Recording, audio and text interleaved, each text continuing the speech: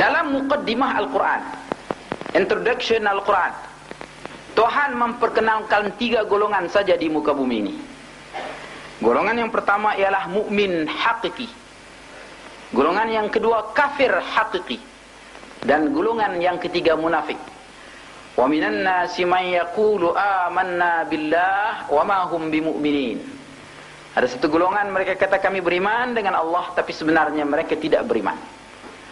Panjang ayat ni cerita munafik ni. Dan di dalam Al-Quran, di surah-surah yang lain pun menceritakan banyak tentang sikap orang munafik. Ini diperjelaskan kepada kita supaya kita kenal akan mereka sungguh-sungguh dan tidak tertipu dengan mereka.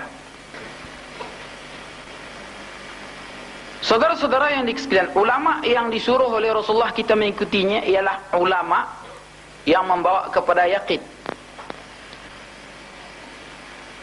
Yakin itulah kelebihan para sahabat. Sahabat telah dipimpin oleh Rasulullah supaya memiliki keyakinan. Kalau di segi ilmu, orang Yahudi lebih banyak ilmu, tapi orang Yahudi banyak munafik. Di segi ilmu, lebih banyak orang Yahudi memiliki ilmu, tapi orang Yahudilah yang paling banyak munafik. Para sahabat Rasulullah, mereka berilmu setelah datang Al-Quran. Sebelum itu mereka tinggal dalam kesesatan, gelap kejahilan. Tapi bila mereka telah dapat cahaya kebenaran, dengan cahaya wahyu ilahi, wahyu Tuhan, maka mereka memiliki keyakinan yang kuat. Keyakinan ini akan meletakkan seorang itu pada derajat yang tinggi dan dekat dengan Allah. Sebab itu Rasulullah pernah berkata, lebih Abu Bakar daripada kamu bukanlah dengan sebab semayangnya, puasanya, tetapi kerana waqara fi qalbi, kerana apa yang ada dalam hati dia, kerana keyakinan yang ada di dalam hatinya. Bukti keyakinan Abu Bakar ialah apabila Rasulullah balik daripada Mi'raj, dia cerita, malam ni saya pergi Baitul Muqaddis dan balik malam ini juga. Maka kata Abu Bakar setelah mendengar berita ini daripada orang kafir yang menyampaikan kepadanya, dia kata, kalau Muhammad menceritakan yang dia pergi ke langit malam ini, balik malam ini juga pun saya percaya. Inilah lebihnya Abu Bakar. Inilah lebihnya Abu Bakar. Karena dia mempunyai keyakinan yang sangat tebal, sangat kuat, sangat kukuh dengan Rasulullah sallallahu alaihi wasallam. Darjat para sahabat, kemuliaan para sahabat ialah menurut keyakinan mereka dengan Rasulullah. Makin tebal keyakinan mereka, makin tinggi darjat mereka, makin rapat mereka dengan Rasulullah. Begitu jugalah kita pada hari ini. Kalau ingin jadi mukmin yang sebenarnya, diukur di segi keyakinan kita dengan sunnah Rasulullah itu sendiri. Kalau dah ragu, kalau dah was-was, rengganglah kita dengan Rasulullah. Setiap orang dia boleh buat sekadar mana dia yang dia yakin. Kalau ilmu banyak pun tak yakin, serban nak letak atas kepala pun tak sanggup. Kalau ilmu banyak dia tak yakin, dia ragu, serban nak letak atas kepala pun tak sanggup.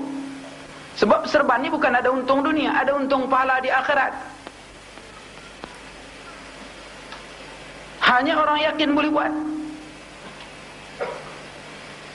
Begitu juga meninggal kemewahan duniawi, berkorban segala-galanya untuk membangunkan agama, sampai hidup menjadi susah pada pandangan orang yang tidak ada keyakinan. Bukan mudah nak buat ini. Tapi bagi orang yang ada keyakinan, bila mereka telah menempuh kesusahan dalam perjuangan, itulah yang mereka rasai nikmat, sebab keyakinan mereka tegak dan tak berubah. Oleh sebab itu saudara-saudara, satu masa, satu hari Abu Bakar masuk ke majlis Rasulullah dalam masjid. Rasul bersama dengan para sahabat. Waktu itu Abu Bakar memakai baju yang koyak di dada. Kalau tak salah saya bertampal dengan daun-daun kayu saja. Tak lama kemudian Rasulullah berbisik. Rupanya Jibril datang. Jibril datang menyampaikan salam Allah Subhanahu wa taala kepada Abu Bakar. Kemudian Jibril suruh tanya kepada Abu Bakar. Pertanyaan itu dari Allah. Hai Abu Bakar, engkau redakah dengan Allah? Engkau redakah dengan kemiskinan yang kau tempuh ini demi kerana membangunkan agama Allah? Rasulullah pun bertanya kepada Abu Bakar, hai Abu Bakar, ini Jibril menyampaikan salam Allah Subhanahu wa taala kepadamu. Abu Bakar pun jawab. Kemudian maka Rasulullah pun menyambung terus, Allah bertanya kepadamu hai Abu Bakar, kamu redakah dengan penderitaan sampai ke peringkat ini? Terus menangis Abu Bakar. Dia terus berulang-ulang kali berkata, ya Rasulullah, mengapa saya tidak redha? Mengapa saya tidak redha? Mengapa saya tidak redha? Artinya saya redha dan saya puas hati. Saya sanggup segala-galanya. Sebab itu saya berani menempuh segala-galanya, sampai baju pun bertampal, berkoyak di dada. Kalau baju koyak di dada menunjukkan di belakang lagi banyak koyak. Tapi beliau berbuat semua ini adalah demi untuk membangunkan agama Allah. Susah derita baginya adalah kemanisan. Kenapa? Karena bagi orang yang mempunyai keyakinan yang kuat, keyakinan itu dipertahankan walaupun dengan nyawanya sendiri. Jadi saudara-saudara yang dikasih sekalian, ulama yang disuruh oleh Rasulullah kepada kita mengikutinya ialah ulama yang ada pendirian, yang ada keyakinan, yang tegap, yang tak goyang-goyang, yang tak sekejap haram, sekejap halal, sekejap sunat, sekejap makruh, sekejap buat yang haram, sekejap buat yang macam orang jahil. Bukan ulama ini kita disuruh ikut. Tapi kita disuruh ikut ialah ulama yang mempunyai pendirian, yang kita dapat lihat dari sejarah hidupnya tidak pernah mengubah pendirian, terus berjalan walaupun apa cabaran yang dihadapi. Saudara-saudara, ini bukan kempen aja ikut ulama Arqam.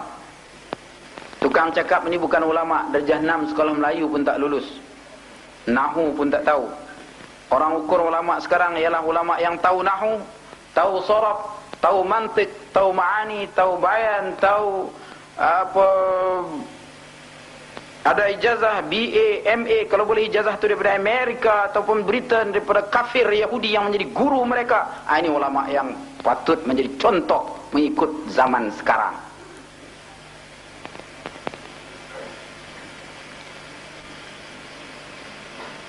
Saudara-saudara yang dikasihi sekalian, orang yang memiliki keyakinan, ulama yang memiliki keyakinan ini dapat kita lihat daripada sikapnya membuat keputusan, daripada orang mengikuti dia.